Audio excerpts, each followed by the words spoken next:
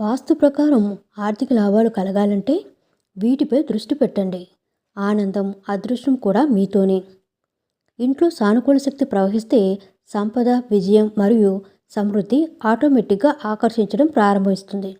అదే సమయంలో వాస్తులోపు ఉన్నప్పుడు డబ్బు ఆగిపోతుంది, ఖర్చులు పెరగడం ప్రారంభమవుతుంది.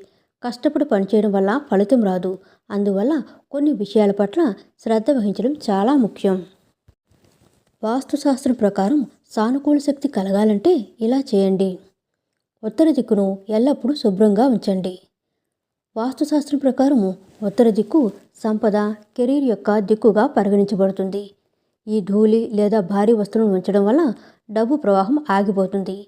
ఈ దిక్కును ఎల్లప్పుడూ శుభ్రంగా ఉంచుకోండి. విరిగిన వస్తువులను వెంటనే తొలగించండి.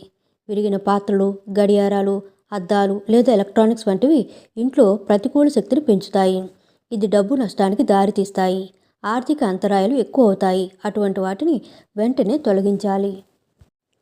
ప్రధాన ద్వారాన్ని శుభ్రంగా, ఆకర్షణీయంగా ఉంచండి. ఇంటి ప్రధాన ద్వారం సంతోషం మరియు సంపద ప్రవేశించే ప్రదేశంగా పరిగణించబడుతుంది. ఇక్కడ ధూళి, గూళ్ళు, అరుగుదల లేదా చెత్త ఉండకూడదు. ప్రతిరోజు తలుపు దగ్గర దీపాన్ని ఉంచడం కూడా శుభప్రదం. బీరువాని దక్షిణ దిక్కులో ఉంచండి. వాస్తుశాస్త్రం ప్రకారం బీరువా లేదా కబోర్డు దక్షిణ దిక్కులో తెరవాలి. పడమర లేదా దక్షిణ గోడకు ఉంచాలి. ఇది స్థిరీకరించి సంపదను పెంచుతుంది. ఇంట్లో తులసిని నాటండి.